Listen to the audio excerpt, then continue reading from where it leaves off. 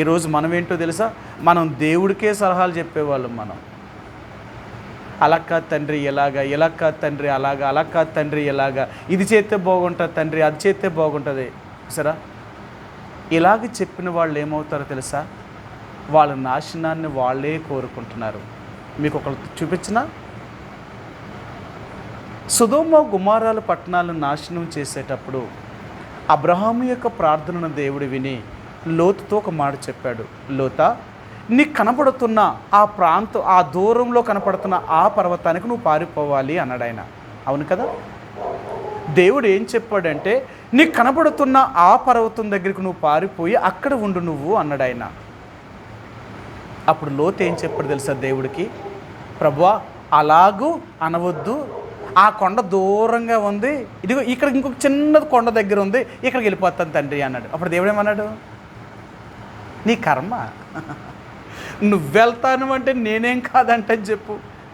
ఎందుకు దేవుడు ఆ కొండ దగ్గరికి వెళ్ళమన్నాడు, ఇతడేమో అక్కడికి వెళ్ళను ఇక్కడికి వెళ్తానన్నాడు. మనకి ఎప్పుడు అదే కదా, దేవుడు చెప్పింది మనం ఎప్పుడూ చెయ్యం.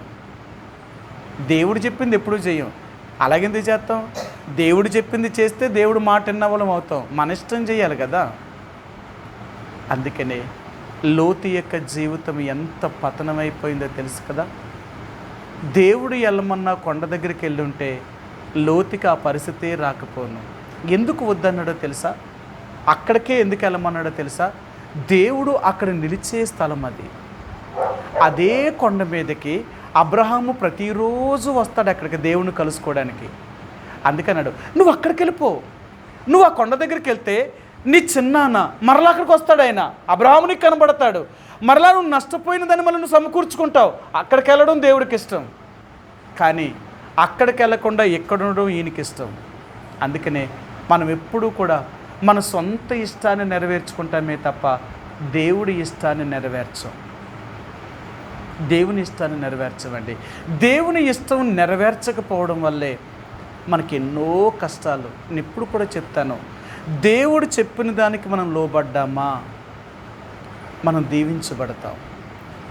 దేవుడు చెప్పిన దానికి అవిధేయత చూపించామా మనం నాశనం అయిపోతాం. నిజమండి. ఉదయకాల సమయంలో మేము కుటుంబంగా బైబిల్ చదువుతుంటే ఇదే మాటను గుర్తు చేశాడు ఆయన. 2వ దినవృత్తాంతాల గ్రంథము 24వ అధ్యాయములో యెహోయాదా 7 సంవత్సరాల కుర్రోడైన యావాషుని యోధా వారి మీద రాజుగా చేశాడు. ఇతను రాజుగా చేసిన తర్వాత ఈ యావాషు యెహోయాదా ఉన్నంత కాలము కూడా దేవుని యందు భయభక్తులు నిలిపేలాగా ఇతనికి అన్ని విషయాలు బోధించాడు. యెహోయాదా వయసు నిండిన తర్వాత, ఆయన మరణించిన తర్వాత దేవుణ్ణి అనుసరించడం మానేశాడు యావాషు.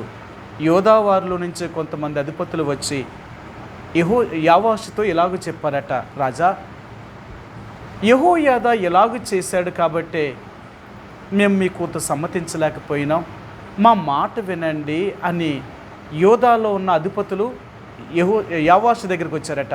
ఇప్పుడు యావాషు ఏమన్నాడు, యెహోయాదా ఏం తప్పు చెప్పాడు, మనల్ని అందరినీ దేవుని వైపు తిప్పాడు కదా, మనకందరికీ దేవుని పద్ధతులే కదా బోధించాడు, ఆయన చెప్పిందేంటి, మనకేమైనా దేవుడికి వ్యతిరేకమైనది చేయమని చెప్పలేదు కదా. ఒకటి, దేవునికి వ్యతిరేకమైన వాటిని తీసేయమన్నాడు, అన్య దేవతలు తీయమన్నాడు, విగ్రహ సంబంధమైన దేవతా స్తంభాలన్నింటినీ పడగొట్టించాడు, దేవుణ్ణి సేవించడమే కదా మనకు నేర్పించాడు. ఇంకెంతకంటే మనకేంటి, అలాగే చేయడం వల్ల ఈరోజు మనం ఎంతో బాగున్నాం కదా అని రాజు చెప్పలేదు.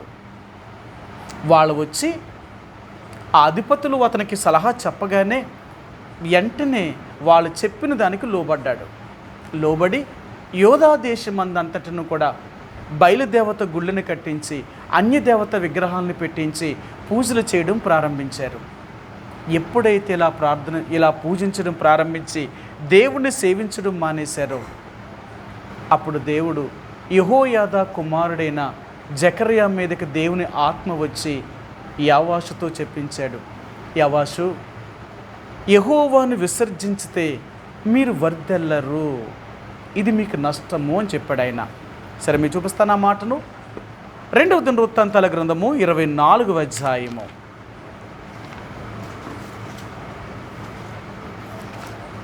రెండవ దినవృత్తాంతాల గ్రంథము 24వ అధ్యాయము 20వ వచనం అండి. 20వ వచనం, 24, 20వ వచనం.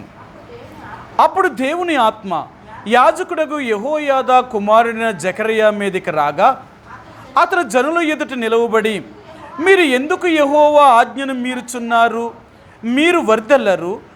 మీరు యెహోవాను విసర్జించితిరి గనుక ఆయన మిమ్మల్ని విసర్జించి ఉన్నాడని దేవుడు సెలవిచ్చుచున్నాడు అనెను.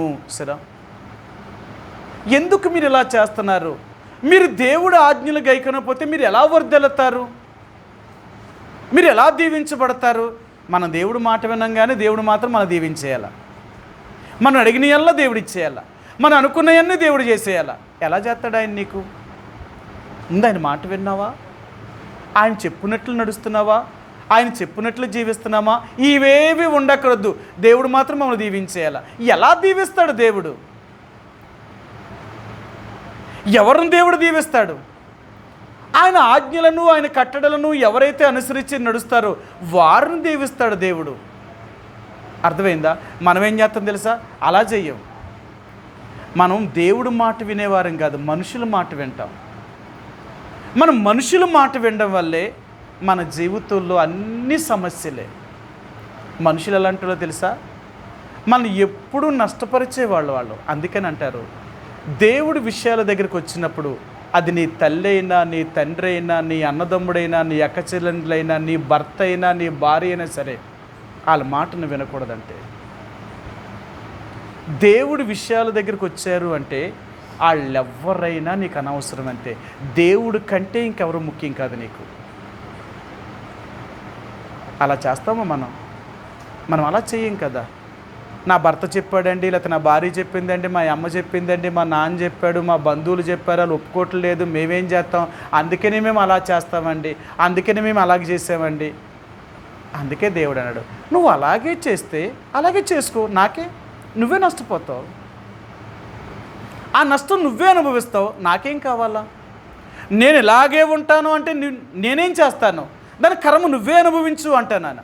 లేదు, వీళ్ళెవ్వరూ ఏం చేసినా పర్లేదు, నువ్వే నాకు కావాలి తండ్రి అన్నావా, ఆయన నిన్ను దీవిస్తాడు, ఆయన నిన్ను ఆశీర్వదిస్తాడు. మనమేమనుకుంటాం తెలుసా? వీళ్ళందరినీ వదిలేస్తే మనల్ని ఎవరు చూస్తారు, మనకెవరిస్తారు, మనతో ఎవరు ఉంటారు? ఇది కదా మన భయం. లోకం ఎప్పుడు మనం భయపెట్టేది ఏంటి తెలుసా? మీరు దేవుడిని నమ్ముకున్నారు, మీరు దేవుడు చెప్పినట్టే చేస్తే మీ దేంట్లోనే పాలు పంపులు పొందాం, మీతో ఎప్పటికీ రాము, మీతో ఎప్పటికీ కలము. ఇదేంటండి? వాళ్ళ వల్ల మనం బ్రతుకుతున్నామా? వాళ్ళు ఏమైనా మనకి ఇస్తున్నారా? వాళ్ళ వల్ల మనకి ఏమైనా మేలు జరుగుతుందా? మనం నమ్ముకున్న దేవుడి వల్ల. కానీ వాళ్ళు చెప్పే విషయాలకు భయపడి వాళ్ళకి లొంగిపోయి వాళ్ళు చెప్పినట్లుగా వాళ్ళ పద్ధతిలోనికి మనం పోతాం. వాళ్ళ పద్ధతిలోకి పోతే దేవుడు నిన్నెందుకు ఆశీర్వదిస్తాడు? ఆయన అదే చెప్తున్నాడు యెహోయాదా కుమారుడైన జకరియా. ఓ యోధా వారులారా, యవాషు, మీరు యెహోవా ఆజ్ఞలు గైకొనట పోతే మీరు ఎలాగ వర్ధిల్లుతారు? మీరు ఎలాగ దీవించబడతారు? నా మాట వినండి. ఇప్పటికైనా మీరు దేవుని మాట విని ఆ విగ్రహ సంబంధమైన వాటిని, దేవునికి ఇష్టమైన కార్యాలు తీసేయండి అని చెప్తే ఆయన ఏం చేశారో తెలుసా? రాళ్ళు కొట్టి చంపేశారు. దాని హస్తము రాజు హస్తం కూడా ఉంది. రాజు చెప్పాడు వాళ్ళని, అలా చెప్తున్న వాడిని జకరియాను కొట్టి చంపేయమన్నాడు. అతను చంపడమే కాదు, యెహోయాదా కుమారులను అందరినీ కూడా చంపించేశాడు. అతనికి 7 సంవత్సరాలు చిన్న వయసులో యెహోయాదా, అతని తండ్రి అతల్యా, ఆయన నాయనమ్మ ఇతను చంపేయాలనుకున్నప్పుడు అతను రక్షించి రమారమి 6-7 సంవత్సరాలు దేవుడు మందిరంలో పోషించి కాపాడి భద్రపరిచి ఇతను రాజుగా చేసిన ఆయన కుమారులను చంపించేశాడండి.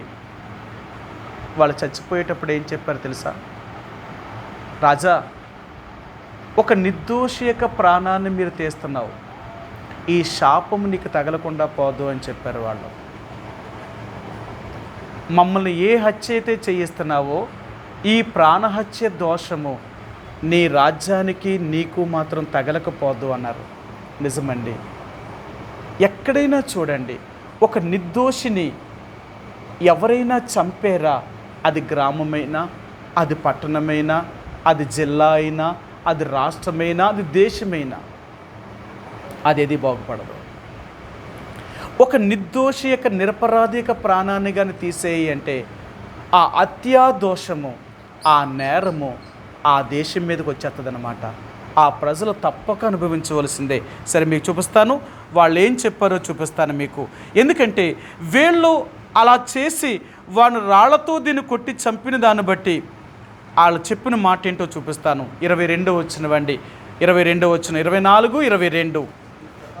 ఈ ప్రకారము రాజైన యావాషు జకరియా తండ్రి అయిన యెహోయాదా తనకు చేసిన ఉపకారమును మరిచిన వాడై అతని కుమారుణ్ణి చంపించెను. అతడు చనిపోవున్నప్పుడు యెహోవా దీనిని దృష్టించి దీన్ని విచారంలోనికి తెచ్చునుగాక అని విసరా చెప్పాడు. రాజా, నువ్వు నన్ను చంపేస్తున్నావేమో, కానీ నేను చనిపోయిన తర్వాత దీన్ని దేవుడు విచారణలోనికి తీసుకొస్తాడు. ఈరోజు నీకు బలం ఉందని నన్ను చంపేయచ్చేమో, కానీ దేవుడు నిన్ను వదిలిపెట్టడు. నిజమండి. ఏమయ్యారో తెలుసా? మీరు అక్కడ కింద వచ్చిన వాళ్ళని చదివితే ఇంతటి రాజు కూడా భయంకరంగా చచ్చిపోయాడు. దేవుడు ఇతని రోగం చేత మొత్తాడట, మంచాన్ని పట్టేశాడు, రోగంతో ఉన్నాడు ఆయన. ఇప్పుడు సిరియన్లు అతని మీదకి యుద్ధానికి పంపించాడు దేవుడు, తక్కువ వారిని పంపించాడు. సిరియనులు పెద్ద ఎక్కువ మంది కూడా రాలేదు, తక్కువ మందే వచ్చారు. కానీ యోధా వారు ఓడిపోయారు. అర్థమైందా? ఓడిపోయారు. ఈ ఓడిపోవడం వల్ల యోధా వారు నాశనం అయిపోయారు. అంతేకాదు, ఈ యెహోషు కూడా చచ్చిపోయాడు, రాజు కూడా చచ్చిపోయాడు. రాజు చచ్చిపోయినప్పుడు దేవుడు ఏం చేశాడు తెలుసా? ఇతని శవాన్ని కూడా రాజుల యొక్క సమాధుల్లో పాతి పెట్టకున్నట్లుగా దేవుడు చేశాడు. మీరు చూపిస్తాను ఆ మాటను. ఎందుకంటే ఒక రాజు చచ్చిపోయాడు అంటే రాజుల సమాధుల్లోనే పాతి పెట్టాల. ఎందుకంటే రాజులు చనిపోయినప్పుడు వాళ్ళు ఎంతో గొప్పవారు. అలాంటి గొప్పవారు మరణించినప్పుడు వాళ్ళ సమాధి కూడా ఎంతో గౌరవప్రదంగానే చేయాలన్నమాట. కానీ ఇతనికి అలాంటి విషయాలు చేయలేదు. సరే మీరు చూపిస్తాను ఆ మాటను. 24వ అధ్యాయము, ఈ 24వ 2వ దినవృత్తాంతాల గ్రంథము 24వ అధ్యాయము 25 వచ్చినవండి. 24, 25. వారు యెహోషును విడిచిపోయినప్పుడు అతడు మిక్కిలి రోగి అయి ఉండెను. అప్పుడు యాజకుడైన యెహోయాదా కుమారుల ప్రాణహత్య దోషము నిమిత్తము అతని సేవకులు అతని మీద కుట్ర చేసి అతని పడక మీద ఉండగా అతన్ని చంపిరి. అతను చనిపోయిన తర్వాత జనులు దావీదు పట్టణమందు అతన్ని పాతిపెట్టిరి, కానీ రాజుల సమాధులలో అతన్ని పాతిపెట్టలేదు. కొన్నిసార్లు కొంతమంది చచ్చిపోతేనంట వాళ్ళ సమాధిని కూడా కప్పెట్టడానికి కూడా దేవుడు ఇష్టం ఉన్నాడట. అందుకని అంటాడు, కొంతమంది మరణించారు అంటే వాళ్ళు మరణించినప్పుడు వాళ్ళ సమాధిలోనూ కూడా పెట్టబడకూడదు. మీకు చాలాసార్లు దేవుడు చెప్పాడు, ఆహాబు కుటుంబీకుల్లో ఒకడైనను పొలములో చచ్చిపోతే ఆకాశ పక్షులు తినాలి, ఊర్లో చచ్చిపోతే కుక్కలు తినాలే, కానీ ఎవరునూ సమాధిలోనికి వెళ్ళరు అని చెప్పాడు ఆయన. ఆహాబు కన్నీళ్లు కార్చి, తండ్రి నేను తప్పు చేశాను, మానవుని కదా, నేను బుద్ధిహీనంగా ప్రవర్తించాను, అలా ప్రవర్తించడం నేను చేసిన తప్పే, నన్ను క్షమించు అని ఆహాబు ఏడ్చాడు. అప్పుడు దేవుడు అన్నాడు, ఆహాబు నువ్వు తగ్గించుకున్నావు, ఇప్పుడు నా దగ్గరకు వచ్చి నన్ను అడుగుతున్నావు, కాబట్టి ఇప్పుడు నీకు నేనేం చెప్తాను తెలుసా? నువ్వు ఒక్కడ మాత్రమే సమాధికి వెళ్తావు, నిన్ను మాత్రం సమాధి చేస్తారు, కానీ నీ కుమారులు ఎవరిని కూడా సమాధి చేయరు. నేను ఒక్కసారి మాట వచ్చాను అంటే ఆ మాట తప్పను. నా మాట నా నోట్లో నుంచి రాకుండా ఉండకూడవే నువ్వు చూసుకోవాలా. నా మాట నా నోట్లో నుంచి వచ్చిందంటే ఆ మాటను నేను మార్చను. అందుకని అంటాడు, దేవుడికి కోపం రేపొద్దు, దేవుడికి రోషాన్ని పుట్టించొద్దు అని ఎందుకు చెప్తుంది తెలుసా? ఆయన కోపం వచ్చి ఆయనకు రోషం వచ్చిందంటే, ఆయన ఒక్క మాట నువ్వు ఇలాగ అవునుగాక అని చెప్పాడంటే, ఇంకా ఆ మాట నువ్వు ఎంత ఏడ్చినా సరే ఆ మాట తిరిగి తీసుకోడట దేవుడు. ఇంకా ఆహాబు ఏడ్చాడు, ఎంత బ్రతిమలాడాడో. నీ ఒక్కడికే అవకాశం ఇస్తాను, నీ ఒక్కడికే ఇస్తాను, నీ కుమారుల్లో ఇంకెవడో కూడా అడగలడు. మీరు చూడండి, నిజంగా ఆహాబు చనిపోయిన తర్వాత ఆహాబు యొక్క కుటుంబీకులందరినీ ఎంత కిరాతకంగా చంపేశారో, ఎంత కిరాతకంగా చంపేశారో. చంపిన వాళ్ళని ఎవరిని సమాధిని కూడా చేయనివ్వలేదు. అంత భయంకరంగా చేశాడు దేవుడు. ఎందుకు అలా చేశాడు అంటే, నేను మాట చెప్పాను అంటే మాట తప్పను.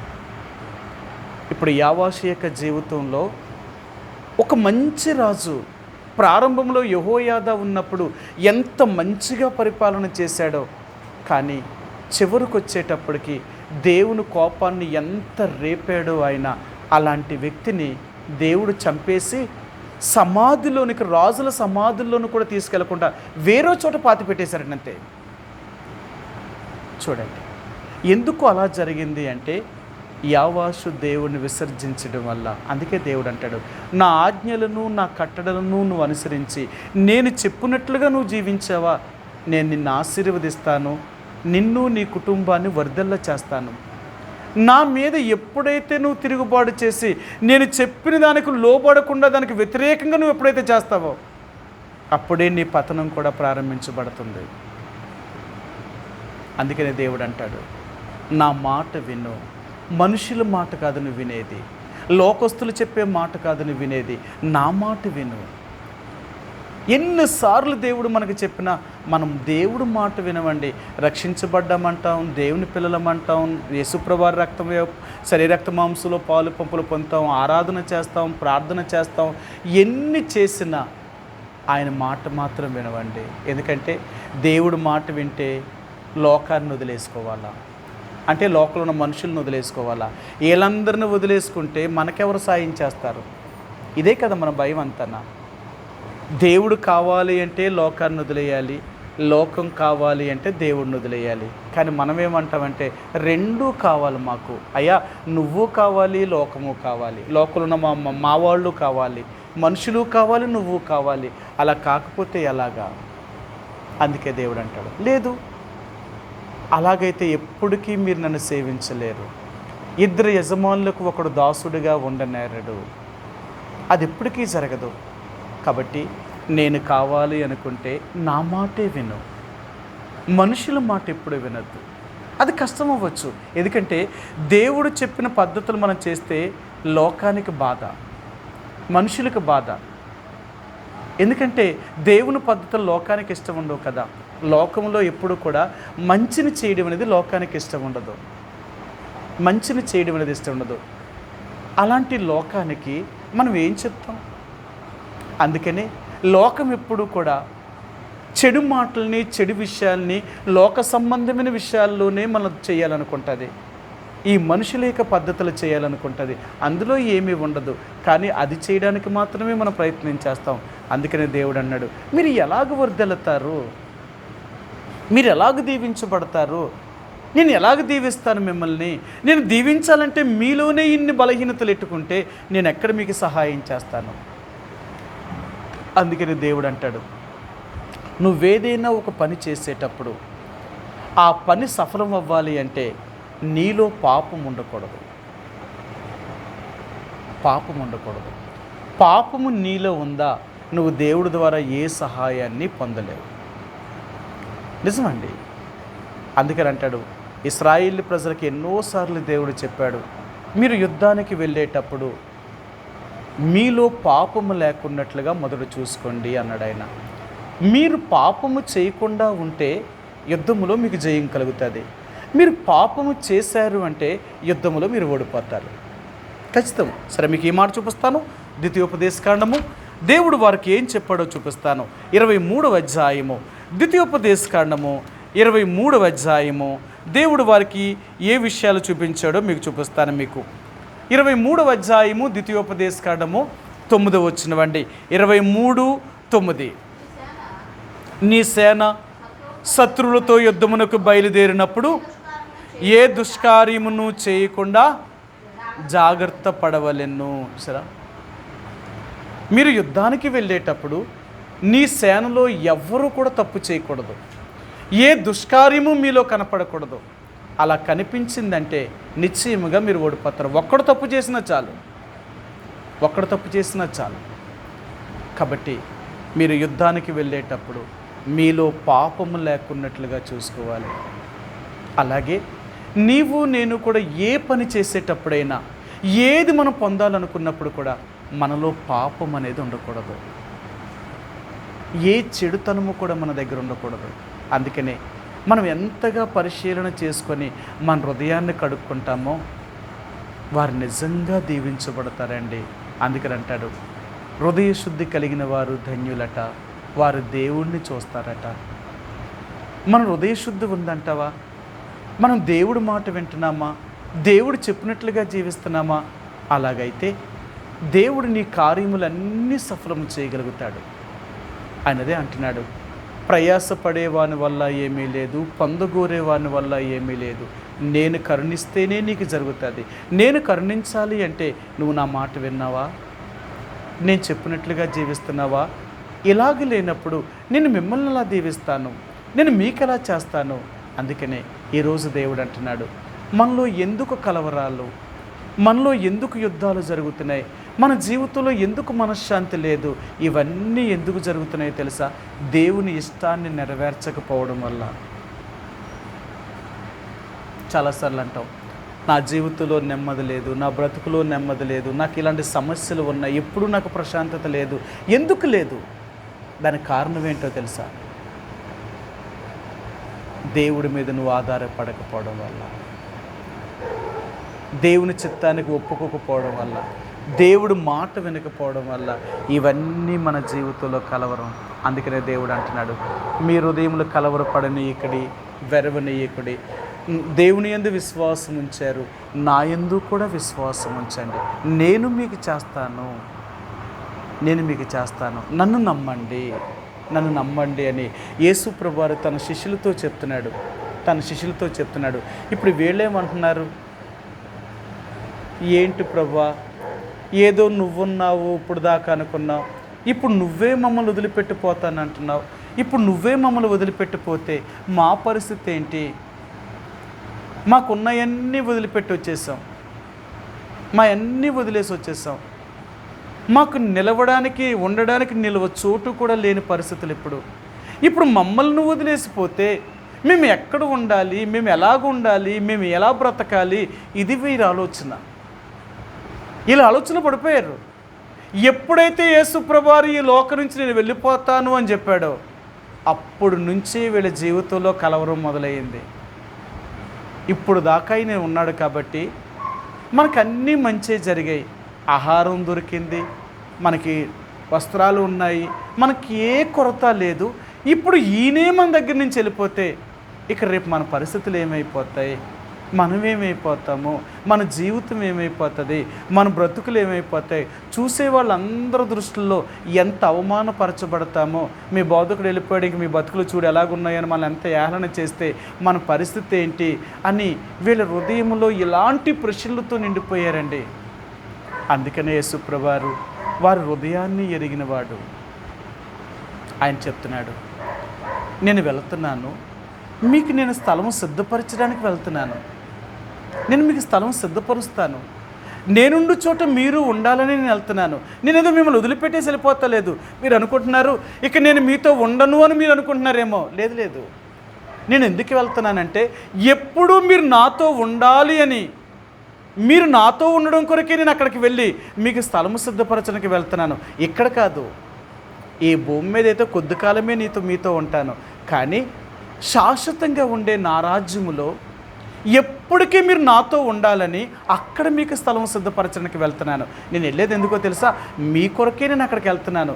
మీకు స్థలము సిద్ధపరిచి అనేక నివాసాలు నా తండ్రి ఎలా కడుతున్నాడో మీకును కూడా నేను నివాసాలు కట్టిస్తాను. నాతో కూడా ఆ పరలోక రాజ్యంలో ఎప్పటికీ సంతోషంతో ఉంటారు. అందుకే నేను వెళ్తున్నాను అని యేసు ప్రభువారు ఇన్ని విషయాలు వాళ్ళకి చెప్పవలసి వచ్చిందండి. అందుకనే ఈరోజు దేవుడు అంటున్నాడు, కలవరపడవద్దు. ఏది లేకపోయినా, ఏ స్థితి అయినా సరే. అందుకనే మొదటి నుంచి దేవుడి దగ్గరకు వచ్చే దేవుని బిడ్డలకు మొదట నేర్పించేది ఏంటో తెలుసా? పోరాటం నేర్పిస్తాడట. ఏ రోజునైతే నువ్వు యేసు ప్రభువుని హృదయపూర్వకంగా నీ హృదయంలోకి ఆహ్వానించావో అప్పటి నుంచి మొదలవుతాయి నీ జీవితంలో పోరాటాలు. నువ్వు నిజమైన మారు మనసు పొందకపోతే నీకు ఏ పోరాటము ఉండదు. ఎప్పుడైతే నిజమైన మారు మనసు పొందుతావో ఆ రోజు నుంచి నీకు పోరాటమే. ఎప్పుడు దాకా తెలుసా? చచ్చేదాకా పోరాటమే. అందుకని అపోస్తలుడైన పౌలు చెప్పాడు, నేను మంచి పోరాటాన్ని పోరాడాను. ఆయన అపోస్తలుడైన పౌలట ఏ రోజునైతే యేసు ప్రభువుని అంగీకరించాడో ఆ రోజు నుంచి ఆయన మరలా శిరక్షాదనం చేయబడే వరకు తన జీవితంలో ఎన్ని పోరాటాలు, ప్రతిరోజు పోరాటమే కదా. ఒక మాట చూపించిన తన జీవితంలో ఎలాంటి పోరాటం చేశాడో చూపిస్తాను మీకు. అపోస్తలుడైన పౌలు యొక్క జీవితంలో ఎన్ని పోరాటాలు పోరాడాడో చూపిస్తాను మీకు. అపోస్తలుల కార్యములు క్షమించండి, కొరింథీయులకు రాసిన 2వ పత్రిక, కొరింథీయులకు రాసిన 2వ పత్రిక 7వ అధ్యాయము 5వ వచనం అండి. 7:5 వచనం. కొరింథీయులకు రాసిన 2వ పత్రిక 7వ అధ్యాయము 5వ వచనం అండి. మేము మాసిదోనియాకు వచ్చినప్పుడు మా శరీరంలో ఏమాత్రమును విశ్రాంతి పొందలేదు. ఎటుపోయినను మాకు శ్రమయే కలిగెను. వెలుపట పోరాటములు, లోపట భయములు ఉండెను. సరే, ఏ రోజునైతే నువ్వు యథార్థంగా నీ జీవితాన్ని మార్చుకొని బతుకుతావో ఆ రోజు నుంచే నీకు పోరాటం. నీ భర్తతో పోరాటం, నీ భార్యతో పోరాటం, నీ పిల్లలతో పోరాటం, నీ ఇరుగు పొరుగు వారితో పోరాటం, నీ బంధువులతో పోరాటం, అన్నీ పోరాటమే. ఎందుకో తెలుసా? నువ్వేమో దేవుడి కోసం చెప్తావు, వాళ్ళేమో లోకంలో ఉండాలని చెప్తారు. వాళ్ళేమో దేవుళ్ళు ఎలా జీవించాలని దేవుడు చెప్తాడు, వాళ్ళేమో లోకంలో ఎలా బ్రతకాలని చెప్తారు. ఇంకిద్దరికి ఎలా పడుతుంది చెప్పు? వీళ్ళిద్దరికీ పోరాటమే. ఎంతమందితో పోరాటం చేయాలి తెలుసా? క్రైస్తవ జీవితం అంటేనే చచ్చేదాకా పోరాటమే. అయితే క్రైస్తవుడు ఏం చేస్తాడు తెలుసా? ఈ పోరాటంలో నెగ్గుతాడే తప్ప ఎక్కడా ఓడిపోవడం. అవసరమైతే దేవుడి కోసం ఎంతమందినైనా వదిలిపెట్టేస్తాడు. ఒకవేళ అవసరమైతే తనే చచ్చిపోవలసి వస్తే దేవుడి కోసం చావడానికనే చచ్చిపోతాడేమో, కానీ ఎప్పుడూ ఓటమిని చూడడం, ఓటమనేది చూడడం. ఒకవేళ ఓడిపోయాడా ఈడు దేవుడి రాజ్యమే చేరడు. ఇది మాత్రం నిజమండి. మనం దేంట్లోనైనా ఓడిపోయాము అంటే మనం దేవుని యొక్క రాజ్యాన్నే పోగొట్టేసుకున్నాం. చూపించనా? మీకు ఆ మాట చూపిస్తాను. ప్రకటన గ్రంథము. మనం ఓటమిని చూసాము అంటే మనం దేవుని యొక్క రాజ్యాన్నే కోల్పోయిన వారము. ప్రకటన గ్రంథము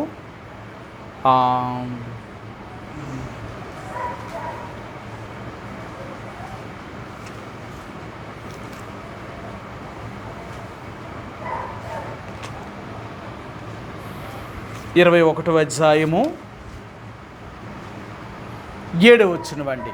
ప్రకటన 21వ అధ్యాయము 7వ వచనం. జయించువాడు వీటిని స్వతంత్రించుకొనును, నేను అతనికి దేవుడినై ఉండును, అతడు నాకు కుమారుడై ఉండును అన్నాడు. జయించువాడట. ఎవడు జయిస్తాడు అంటే దేవుని బిడ్డ. దేన్ని జయించాలి? ఈ లోకంలో నీకు ఎదురవుతున్న ప్రతి పరిస్థితిని నువ్వు జయించాలా. అందుకనే దేవుని బిడ్డలు ఏం చేస్తారు తెలుసా? ఎవ్వరు మాట వినరు. వీళ్ళు దేవుడి విషయం దగ్గరికి వచ్చారా, వాళ్ళ దేవుడి మాట తప్ప ఇంకెవ్వరు మాట వినరు. ఎవ్వరు ఎన్ననుకున్నా పర్లేదు. అర్థమైందా? ఈరోజు మనుషులు నీతో లేకపోయినా దేవుడు నీతో ఉంటే చాలు. మళ్ళీ వీళ్ళందరూ నీ దగ్గరికి వచ్చేస్తారు. ఎందుకో తెలుసా? దేవుడు నీతో ఉంటే నువ్వు వర్ధిల్లుతావు, నువ్వు దీవించబడతావు. దేవుడు నిన్ను వర్ధిల్లి దీవించేలాగా చేస్తే ఈ మనుషులు కావాల్సిందేంటి? అదే కదా. మనుషులకి ఏం కావాలా? మనం బాగున్నంతసేపు మనం కావాలా? మన దగ్గర అన్నీ ఉన్నాయంటే మన దగ్గరికి అందరూ వచ్చేస్తారు. మన దగ్గర లేకపోతే రారు. అర్థమైందా? అందుకన్నాడు, దేవుడు నీతో ఉంటే నువ్వెప్పుడూ దీవించబడతావు. అందుకనే దేవుడు మాటే విను, మనుషుల మాట ఎప్పుడు వినకు. ఈ పోరాటంలో నువ్వెప్పుడు విజయాన్ని సాధించాలి. ఎవరైనా సరే ఆఖరికి అంటాడు, నీ ప్రాణ స్నేహితుడైనా సరే. అర్థమైందా? నీ ప్రాణ స్నేహితుడి మాట కూడా నువ్వు వినొద్దు అంటాడు ఆయన. ఎందుకో తెలుసా? వాళ్ళు ఎవరైనా సరే నా విషయంలో కానీ నిన్ను దూరం చెయ్యాలి అనుకుంటే నా నుండి వాళ్ళెవరినైనా సరే నువ్వు బ్రతకనివ్వద్దు, వాళ్ళతో అసలు సాంగత్యమే చేయొద్దు అంటాడు ఆయన. సరే, ఈ మాట కూడా చూపిస్తాను, నేను చూపించి ముగించేస్తాను. ద్వితీయోపదేశకాండము 13వ అధ్యాయము 6-7 వచనాలండి. ద్వితీయోపదేశకాండము 13వ అధ్యాయము 6-7 వచనాలు. నీ తల్లి కుమారుడే కానీ, నీ సహోదరుడే కానీ, నీ కుమారుడే కానీ, నీ కుమార్తెయే కానీ, నీ కౌగిట భార్యే కానీ, నీ ప్రాణ స్నేహితుడే కానీ, చూసారా, భూమి యొక్క ఈ కొన మొదలుకొని ఆ కొన వరకు నీకు సమీపముగా ఉండినను నీకు దూరముగా ఉండినను, నీ చుట్టూ నుండి జనముల దేవతలలో నీవును నీ పితరులను ఎరగని ఇతర దేవతలను పూజింతుము రమ్మని రహస్యముగా నిన్ను ప్రేరేపించిన ఎడల వారి మాటకు ఎవరైనా సరే దేవునికి వ్యతిరేకమైన పనులు చేయడానికి, దేవునికి ఇష్టం లేని పనులు చేయడానికి వాళ్ళు ఎంతటి వారైనా సరే, నీ భర్త అయినా, నీ భార్య అయినా, నీ పిల్లలైనా, నీ బంధువులైనా, నీకు దూరం చుట్టాలైనా, దగ్గర చుట్టాలైనా, ఎవ్వరి మాట నువ్వు వినకూడదు. ఎందుకో తెలుసా? వాళ్ళ మాటలు వింటే మనుషులు ఏం చెప్తారు తెలుసా?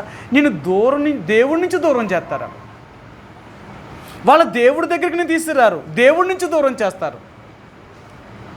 నువ్వు దేవుడి నుంచి దూరం అయ్యేవనుకో, నీ పతనానికి నువ్వే కార్యక్రమం అయిపోతాం. మనం నాశనం అయిపోవడానికి మనమే కార్యక్రమం అయిపోతాం. అందుకనే మనుషుల మాట ఎప్పుడు వినొద్దు. అది ఎవరైనా సరే, దేవుడి దగ్గరికి వస్తే ఎవరినైనా లెక్క చేయకు, ఎవరినైనా లెక్క చేయకు. ఎందుకో తెలుసా? మనుషులు ఇంతే, దేవుడి మాటను ఎప్పుడూ విననెవరు వీళ్ళు. అందుకనే నువ్వు దేవుడి మాట వినడం నేర్చుకున్నావు అనుకో, వాళ్ళెవ్వరినీ పట్టించుకోవు. వాళ్ళు ఉంటే ఏంటి, లేకపోతే ఏంటి. పోషించేవాడు దేవుడు, బ్రతికించేవాడు దేవుడు, నీకు ఇచ్చేవాడు దేవుడు, నిన్ను అన్ని రకాలుగా చూసుకునేవాడు దేవుడు అయినప్పుడు వాళ్ళతో నీకు సంబంధం ఏంటి? వాళ్ళ వల్ల నువ్వేమైనా బ్రతుకుతున్నావా? వాళ్ళేమైనా నువ్వు ఆశ్రయించావా? వాళ్ళ దైవాలను దయాదాక్షిణ్యం వల్ల నువ్వేం జీవిస్తున్నావా? లేదే. ఆ దేవుడు దయాదాక్షిణ్యం వల్ల మనం బ్రతుకుతున్నాం. అలాంటిదప్పుడు వాళ్ళకెందుకు మనం భయపడాలా? వాళ్ళు చెప్పింది మనం ఎందుకు చేయాలా? కానీ మన భయం ఏంటో తెలుసా? వాళ్ళు ఉండాలండి, వాళ్ళు లేకపోతే రేపు నేను ఏమైపోతాను. నీ దేవుడు లేడా? మనుషులే ఉండాలని నువ్వు కోరుకుంటున్నావే, మరి దేవుణ్ణి కోరుకోవా? మనుషులు ఈరోజు ఉంటారు, రేపు ఉంటారు. నువ్వు ఎవరి మీదైతే ఆధారపడతావు వాళ్ళు పోయారనుకో, మరి నీ బ్రతికేంటి?